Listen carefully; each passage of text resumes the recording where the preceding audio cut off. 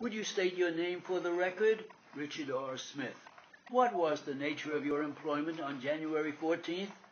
I was working as a bartender at the Baby Doll Lounge. What is the location of that lounge? 1400 East 10th Street. Were you present there at about 9:30 in the morning on Sunday, the 14th of January? That is correct. Who else was present, do you recall? The manager on duty that day was Larry Hall. We also had two people working back in the kitchen. Defendant's counsel, move to strike as not responsive. The court, motion granted. Did anything unusual occur at about that time, on that date, and at that location? Yes, we were robbed. Could you tell the court how that happened?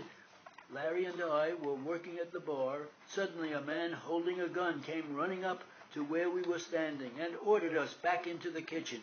Defendant's counsel, who is Larry? The witness, another bartender. What was your initial reaction when he came running up with the gun? At first we thought it was one of the kitchen employees, joking around, so we didn't pay much attention to him. How long had you been on duty that morning when he came in? Approximately 1 hour. When this person initially came into the bar, you said you thought it was someone from the kitchen?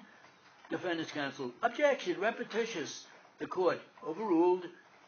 That was the first impression you had? Yes. Was this because he was dressed somewhat similar to the people working in the kitchen? No, it was just that his movements were very funny. It appeared to be only a joke at the time because of the general mood he seemed to be in. Would you explain what changed your mind and caused you to decide to comply with what he was demanding? He finally walked up to where I was standing and grabbed my arm and said, "Get going." I decided at that point the gun looked real and that it was time to start listening to what he was saying.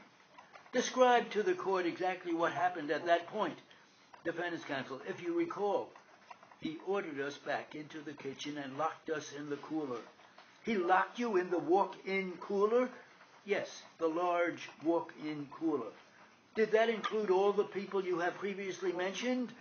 Yes, everyone in the bar. What was your initial reaction to this incident? I really thought it was a joke at first. Defendant's counsel, move to strike as irrelevant. The court, no, I will let it stand. And subsequently, how did you feel? When I realized the gun was real and that he was serious, I became scared and decided that maybe I had better do what he said. The court, this goes to his state of mind. What about the other employees who were there?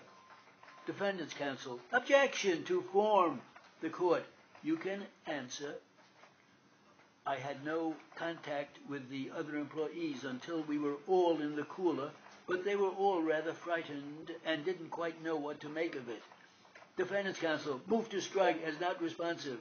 The court, overruled. How long did you remain in the cooler? We waited just a few minutes and tried to force our way out. Were you successful in getting out? We thought somebody was shouting at us, so we stopped and waited a few minutes to be on the safe side. Were you able to open the door in the second attempt? After a few minutes, we tried the door again and didn't hear any response, so we went ahead and forced our way out. Was there anything missing in the bar once you stepped out?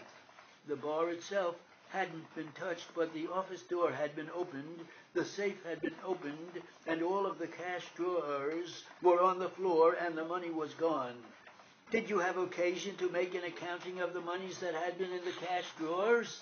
Yes, almost immediately. Were you able to arrive at an approximate figure of how much was taken?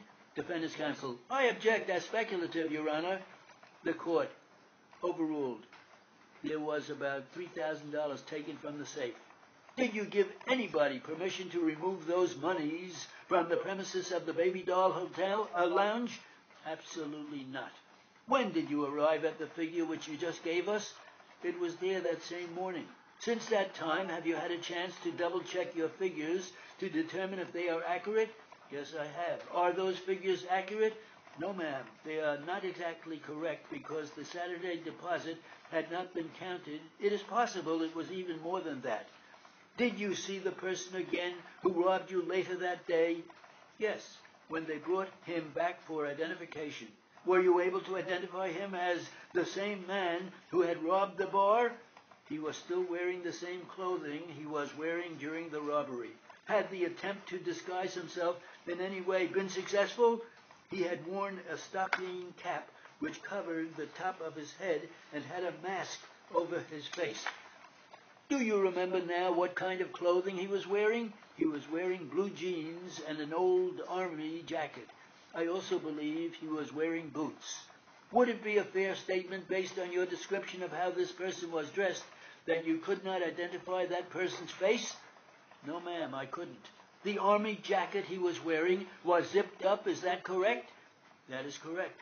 That means you couldn't see a shirt or anything under the jacket? Defendant's counsel, objection. Blatant leading, Your Honor. The court sustained. When the person was later brought back to the bar and you were asked to identify him, what was the person wearing at that time?